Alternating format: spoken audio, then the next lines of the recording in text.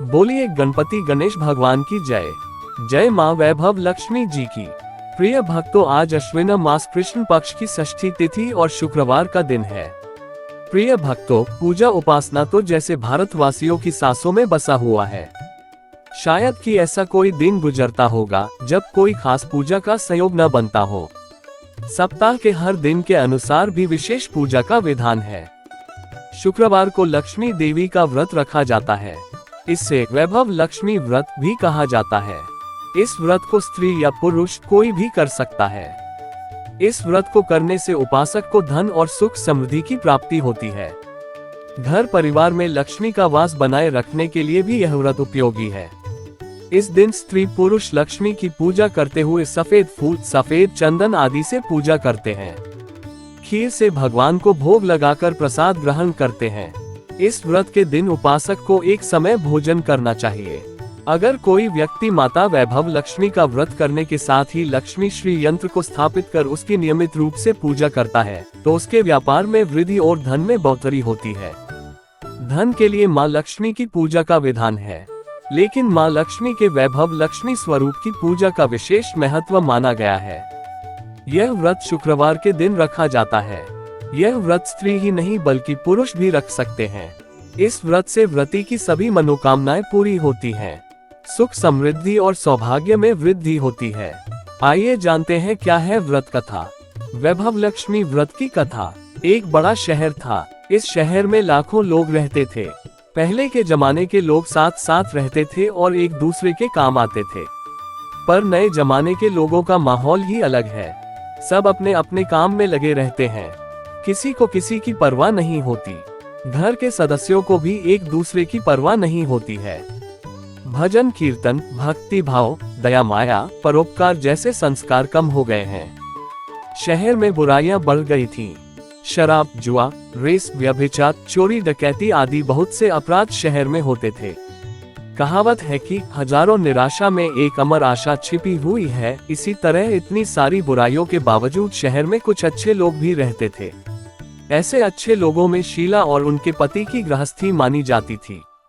शीला धार्मिक प्रकृति की और संतोषी थी। उनका पति भी विवेकी और सुशील था। शीला और उनका पति ईमानदारी से जीते थे। वे किसी की बुराई न करते थे और प्रभु भजन में अच्छी तरह समय व्यतीत कर रहे थे। उनकी गृहस्थी आदर्श गृहस्थी थी और शहर के लोग उनकी गृहस्थी की सराहना करते थे। शीला की गृहस्थी इसी तरह खुशी खुशी चल रही थी। पर कहा जाता है कि कर्म की गति अटल है। विधाता के लिखे लेख कोई नहीं समझ सकता है। इंसान का नसीब पल भर में राजा को रंक बना देता है और रंक को राजा। शीला के पति के अगले जन्म के कर्म भोगने बाकी रह गए होंगे कि वह बुरे लोगों से दोस्ती कर बैठा। वह जल्द से जल्द करोड़पति होने के ख्वाब देखने लगा। इसलिए वह गलत रास्ते पर चल निकला और करोड़पति के बजाय रोड़पति बन गया।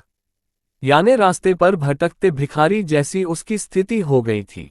शहर में शराब, जुआ, रेस, चरस, गांजा आदि बदियां फैली हुई थीं। उसमें शीला का पति भी फंस गया। दोस्तों के साथ उसे भी शराब की आदत हो गई। जल्द से जल्द पैसे वाला बनने की लालच में दोस्तों के साथ रेस जुआ भी खेलने लगा। इस तरह बचाई हुई धनराशि, पत्नी के गहने, सब कुछ रेस जुए में गंवा दिया था। समय के परिवर्तन के साथ घर में दरिद्रता और भूखमरी फैल गई।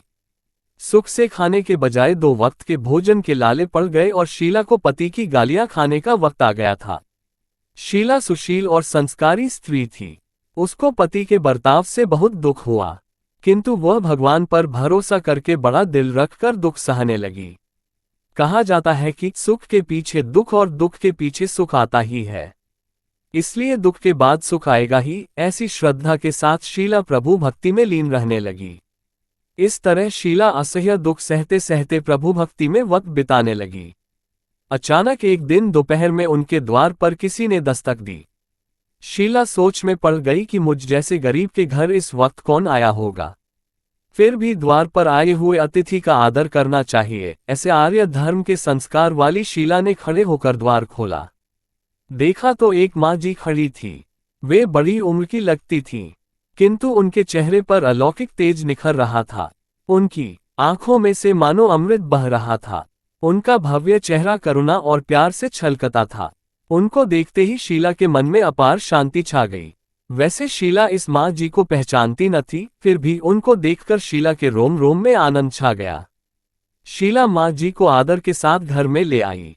घर में बिठाने के लिए कुछ भी नहीं था, अतः शीला ने सकुचा कर एक फटी हुई चादर पर उनको बिठाया। माँ जी ने कहा, क्यों शीला, मुझे पहचाना नहीं? शीला ने सकुचा कर कहा, माँ, आपको देखते ही बहुत खुशी हो रही है, बहुत शांति हो रही है।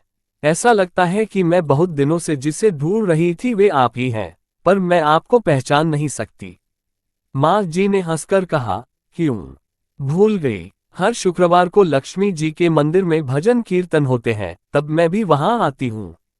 वहां हर शुक्रवार को हम मिलते हैं। पति गलत रास्ते पर चढ़ गया, तब से शीला बहुत दुखी हो गई थी और दुख की मारी वह लक्ष्मी जी के मंदिर में भी नहीं जाती थी। बाहर के लोगों के साथ नजर मिलाते भी उसे शर्म लगती थी।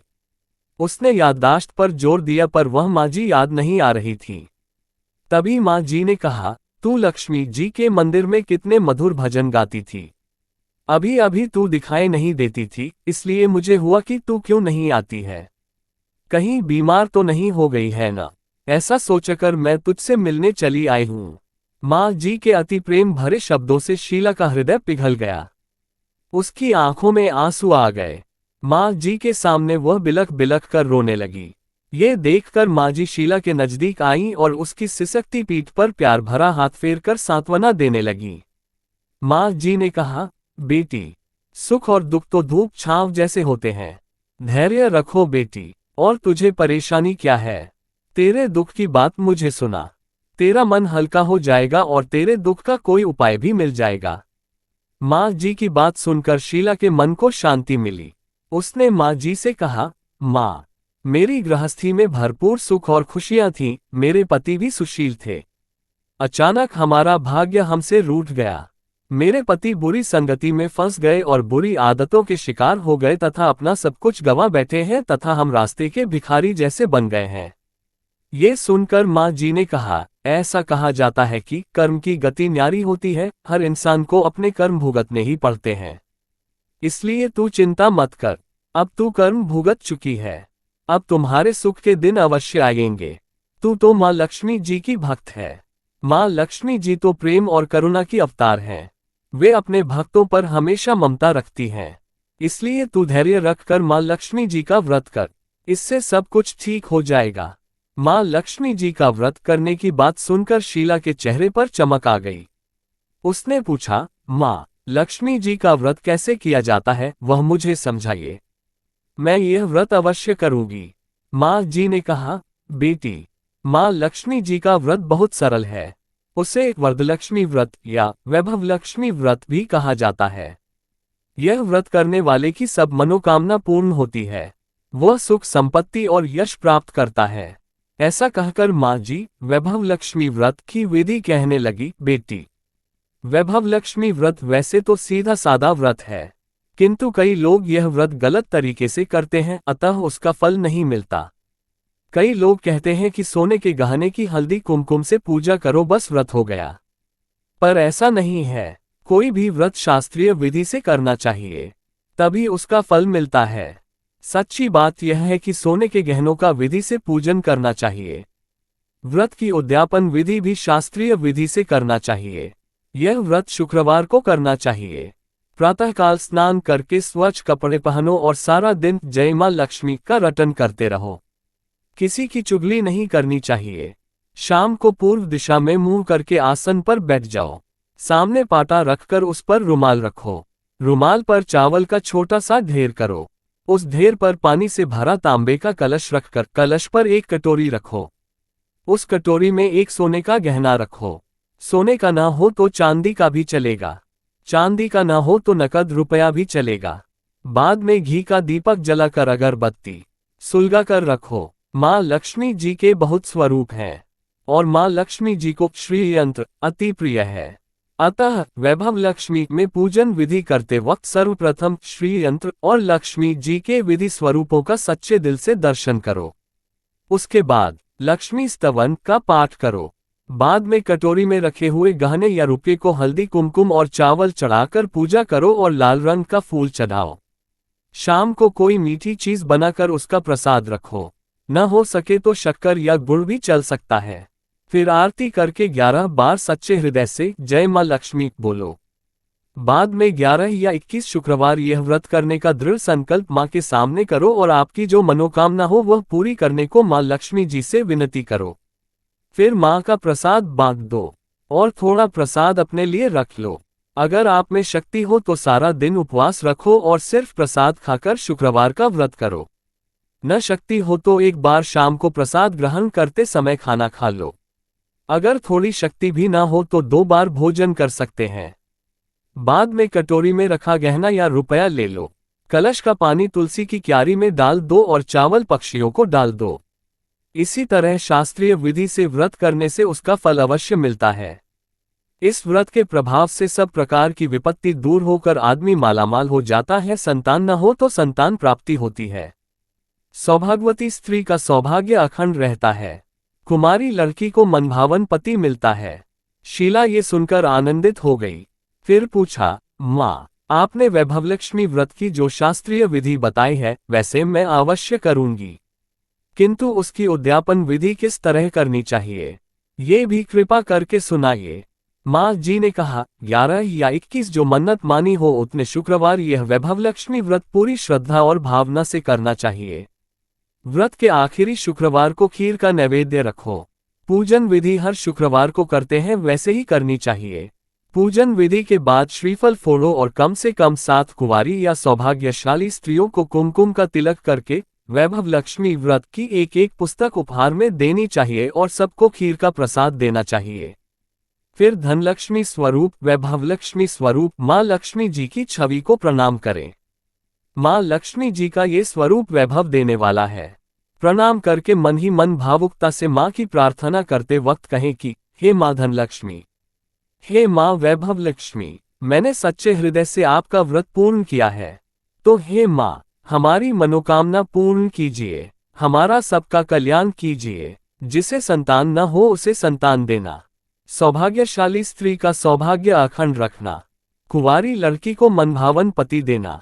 आपका ये चमत्कारी वैभवलक्ष्मी व्रत जो करे उसकी सब विपत्ति दूर करना, सबको सुखी करना। हे माँ, आपकी महिमा अपरंपार है। माँ जी के पास से वैभवलक्ष्मी व्रत की शास्त्रीय विधि सुनकर शीला भाव विभोर हो उठी। उसे लगा मानो सुख का रास्ता मिल गया। उसने आंखें बंद करके मन ही मन उसी क्षण संकल्प लिया कि हे वैभवलक्ष्मी माँ, मैं भी माँ जी के कहे अनुसार श्रद्धापूर्वक शास्त्रीय विधि से वैभवलक्ष्मी व्रत 21 शुक्रवार तक करूंगी और व्रत की शास्त्रीय रीति के अनुसार उद्यापन भी करूंगी। शीला ने संकल्प करके आंखें खोली तो सामने कोई न था। वह विस्मित हो गई कि माँ जी कहाँ गई। यह माँ जी कोई दूसरा नहीं, साक्षात लक्ष्मी जी ही थी। शीला लक्ष्मी जी की भक्त थी, इसलिए अपने भक्त को रास्ता दिखाने के लिए माँ लक्ष्मी देवी माँ जी का स्वरूप धारण करके शीला के पास आई थी।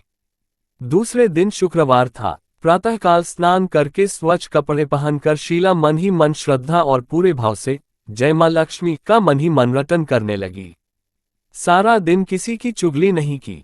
शाम हुई तब हाथ पांव मुंह धोकर शीला पूर्व दिशा में मुंह करके बैठी। घर में पहले तो सोने के बहुत से गहने थे, पर पति ने गलत रास्ते पर चलकर सब गिरवी रख दिए। पर नाक की कील पुल्ली बच गई थी। नाक की कील निकालकर उसे धोकर शीला ने कटोरी में रख दी। सामने पाटे पर रुमाल रखकर मुट्ठी भर चावल का ढेर किया। उस पर तांबे का कलश पानी भरकर रखा। उसके ऊपर कील वाली कटोरी रखी। फिर विधिपूर्वक वंदन, स्तवन, पूजन वगैरह किया और घर में थोड़ी शक्कर थी, वह प्रसाद में रखकर वैभवलक्ष्मी व्रत किया। ये प्रसाद पहले पति को खिलाया। प्रसाद खाते ही पति के स्वभाव में फर्क पड़ गया। उस दिन उसने शीला को मारा नहीं, सताया भी नहीं। शीला को बहुत आनंद हुआ। उसके मन में वैभवलक्ष्मी व्रत के लिए श्रद्धा बढ़ गई। शीला ने पूर्ण श्रद्धा भक्ति से 21 शुक्रवार तक व्रत किया। 21वें शुक्रवार को विधिपूर्वक उद्यापन विधि करके 7 स्त्रियों को वैभवलक्ष्मी व्रत की 7 पुस्तकें उपहार में दी। फिर माता जी के धनलक्ष्मी स्वरूप की छवि को वंदन करके भाव से मन ही मन प्रार्थना करने लगी, हे माँ धनलक्ष्मी, मैंने आपका वैभव लक्ष्मी व्रत करने की मन्नत मानी थी, वह व्रत आज पूर्ण किया है। हे माँ, मेरी हर विपत्ति दूर करो, हमारा सबका कल्याण करो। जिसे संतान न हो उसे संतान देना, सौभाग्यवती स्त्री का सौभाग्य अखंड रखना, कुंवारी लड़की को मनभावन पति देना। जो कोई आपका ये चमत्कारी वैभव लक्ष्मी व्रत करे उसकी सब विपत्ति दूर करना, सबको सुखी करना। हे माँ, आपकी महिमा अपार है। ऐसा बोलकर लक्ष्मी जी के धनलक्ष्मी स्वरूप की छवि को प्रणाम किया। इस तरह शास्त्रीय विधि से शीला ने श्रद्धा से व्रत किया और तुरंत ही उससे फल मिला।